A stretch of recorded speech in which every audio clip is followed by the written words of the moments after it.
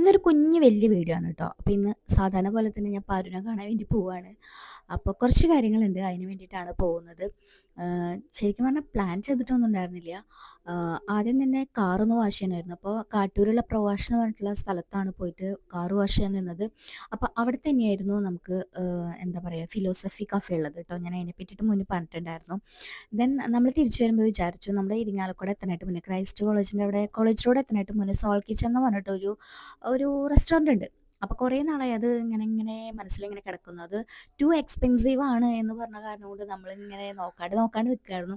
രണ്ടും കൽപ്പിച്ച് ഞങ്ങൾ അതിൻ്റെ ഉള്ളിൽ കയറിട്ടോ. നല്ല വിശാലമായിട്ടുള്ള സ്ഥലമാണ്, നേച്ചർ ഫ്രണ്ട്ലി ആയിട്ടുള്ള ഒരു സ്ഥലമാണെന്ന് വേണമെങ്കിൽ പറയാം.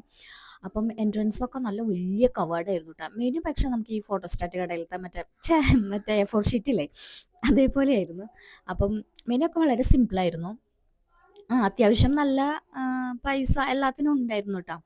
പക്ഷെ എനിക്ക് അത്ര വലിയ പൈസയായിട്ട് തോന്നിയില്ല. എന്നാലും ഉണ്ട്. ഞാനപ്പോൾ എല്ലാ സംഭവങ്ങളും വായിച്ചു നോക്കി. ഏഹ്, അത്യാവശ്യം കുഴപ്പമില്ല. പക്ഷെ എല്ലാത്തിനെ പറ്റി നല്ല ഡീറ്റെയിൽ ആയിട്ട് എഴുതിയിട്ടുണ്ടായിരുന്നു. അപ്പോൾ ഇതിൻ്റെ ഉള്ളൊക്കെ ഇങ്ങനെയായിരുന്നു ട്ടോ. അപ്പോൾ ഇതൊക്കെ കാലിയായി കിടക്കുന്നത് നോക്കണ്ട. ഇതൊക്കെ റിസർവ്ഡ് ആയിരുന്നു. ദെൻ നമുക്കൊരു സീറ്റ് അലോട്ട് ചെയ്ത് തരികയാണ് ചെയ്തത്. നമ്മൾ ഫസ്റ്റ് അപ്പോൾ സൂപ്പാണ് ട്ടോ. 1/2 ആയിട്ടാണ് സൂപ്പ് ഓർഡർ ചെയ്തിട്ടുണ്ടായിരുന്നത്. അപ്പാര ടേസ്റ്റ് ആയിരുന്നു ട്ടോ. സൂപ്പ് എനിക്ക് നല്ല ഇഷ്ടമായി. സൂപ്പ് ഓൾറെഡി എനിക്ക് ആ മറ്റേ ഡയറ്റ് ചെയ്യണ സമയത്തൊക്കെ എനിക്ക് അപ്പോഴാണ് ഞാൻ ഫസ്റ്റ് ആയിട്ട് ട്രൈ ചെയ്ത് തുടങ്ങിയത്.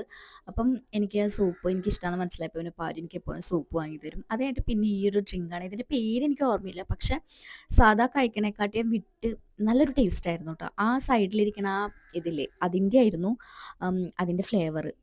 ആ ഒരു എന്താ പറയുക ഫ്രൂട്ടായിരുന്നു.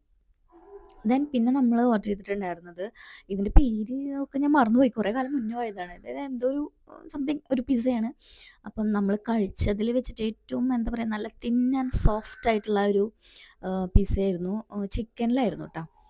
നല്ല ടേസ്റ്റാണ്. നല്ല ജ്യൂസി ആയിരുന്നു. ഞാൻ ഇത് എങ്ങനെ കഴിക്കും എന്നുള്ളൊരു കൺഫ്യൂഷനിലായിരുന്നു. നമ്മത് കഴിക്കുമ്പത്തേനും ഇങ്ങനെ അതിൻ്റെ ആ ഉള്ളീന്ന് ഇങ്ങനെ ഇറ്റിറ്റ് വീഴുന്നുണ്ടായിരുന്നു. അത്രയും ജ്യൂസി ആയിരുന്നു. ഇങ്ങനെ ചീസും പിന്നെ ക്യാരറ്റൊക്കെ ഇട്ടിട്ട് അതിലെ ചിക്കനൊക്കെ നമുക്കിങ്ങനെ ആ ബ്ലാക്ക് കളറിൽ കിടക്കുന്നില്ലേ അതായിരുന്നു ചിക്കൻ.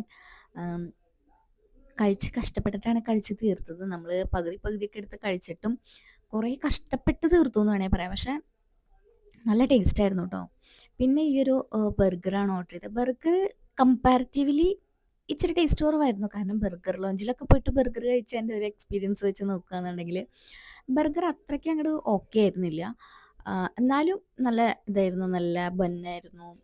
അതും പിന്നെ അതുപോലത്തെ അതിലത്തെ വെജിറ്റബിൾസ് ഒക്കെ നല്ലതായിരുന്നു. എനിക്ക് അതും ഇഷ്ടമായി. എന്നാലും മറ്റേ പിസ്സാനെ വെച്ച് നോക്കുമ്പോഴത്തേനും ഇത് ഇച്ചിരി ഒന്ന് ഇതായിരുന്നു. അപ്പോൾ ഞങ്ങൾ വന്നിരുന്ന് കുറച്ച് നേരം കഴിഞ്ഞപ്പോഴത്തേനും ആ റിസർവ് ചെയ്തിട്ടുള്ള സീറ്റുകളിലൊക്കെ അത്യാവശ്യം ആൾക്കാരൊക്കെ വന്നിട്ടുണ്ടായിരുന്നു. നമ്മളൊരു കോർണർ പോലത്തെ ഒരു സ്ഥലത്താണ് ഇരുന്നത്. അപ്പോൾ പിന്നെ അത് കാരണം കൊണ്ട് ഞാൻ വീഡിയോ എടുത്തു എന്നുള്ളൂ. പിന്നെ ഇവിടുത്തെ വാഷ്റൂം പിന്നെ ഔട്ട്ഡോർ ഉണ്ട് കേട്ടോ. ഔട്ട്ഡോറിൽ ഇരിക്കാവുന്ന രീതിയിലുള്ളതൊക്കെ ഉണ്ടായിരുന്നു. അതൊക്കെ കഴിഞ്ഞിട്ട് നമ്മൾ അവിടുന്ന് ഇറങ്ങി ദെൻ ടോണിയൻ കൈയിൽ പോയി. ഇത് നമ്മളുടെ ഇരിങ്ങാലക്കുട ആ സൈഡിലുള്ള ടോണിയൻ കൈയിലാണ് പോയത്. ഒട്ടും പ്രതീക്ഷിക്കാണ്ടാണ് കേട്ടോ പോയത്. അപ്പോൾ കയറണോ വേണ്ടോ എന്നുള്ള സംശയത്തിലായിരുന്നു. ഹെയർ ഒന്ന് സെറ്റ് ചെയ്യാന്ന് വിചാരിച്ചിട്ടാണ് ആക്ച്വലി അതിൻ്റെ ഉള്ളിലേക്ക് പോയതെങ്കിലും അവിടെ ചെന്നപ്പോഴത്തേനും വന്നാൽ പിന്നെ ഫേഷ്യൽ ചെയ്തേക്കാം. ഹെയറിനെ പറ്റിയിട്ട് കുറച്ചൊന്ന് സെർച്ച് ചെയ്തിട്ട് ചെയ്യാമെന്ന് വിചാരിച്ചു. അങ്ങനെ തന്നെ ഫേഷ്യലിന് കയറ്റി. പാരുനെ ഈ വക കാര്യങ്ങൾക്കൊക്കെ കൊണ്ടുപോകാനും വെയിറ്റ് ചെയ്യാനൊക്കെ ഭയങ്കര ഇഷ്ടാട്ടോ. അപ്പോൾ അവർ കുറേ പറഞ്ഞു എൻ്റെ മുഖത്ത് നന്നായി ടാൻ ഉണ്ട്. അപ്പോൾ അത് ബേസ് ചെയ്തിട്ടാണ് അവർ ഫേഷ്യൽ സെറ്റാക്കി തന്നത്. ഫേഷ്യൽ ചെയ്ത് കഴിഞ്ഞപ്പോൾ ഇതാ ഫേസ് ഇതുപോലെയാണ് കേട്ടോ ഇരിക്കുന്നത്. അവരെൻ്റെ അടുത്ത് സൺസ്ക്രീൻ എന്തായാലും യൂസ് ചെയ്യണമെന്ന് പറഞ്ഞു. പിന്നെ വെയിലധികം കൊള്ളല്ലേ എന്ന് പറഞ്ഞിട്ടുണ്ടായിരുന്നു. പിന്നെ 10-20 ദിവസം കഴിഞ്ഞിട്ട് ഒന്നുകൂടെ ഒന്ന് ഫേഷ്യൽ ചെയ്താൽ ഫേസ് ഒന്നും കൂടെ ഒന്ന് സെറ്റ് ആവും എന്നും പറഞ്ഞിട്ടുണ്ടായിരുന്നു കേട്ടോ. പിന്നെ വല്ലാണ്ട് റിസ്ക് എടുക്കാണ്ട് വേഗം വീട്ടിൽ പോന്നു കേട്ടോ. വീട്ടിലിതാ ഷിറ്റു പുറത്തേക്ക് പോയി വന്ന അവൾ ഇപ്പോഴും ഇങ്ങനെയാണ്.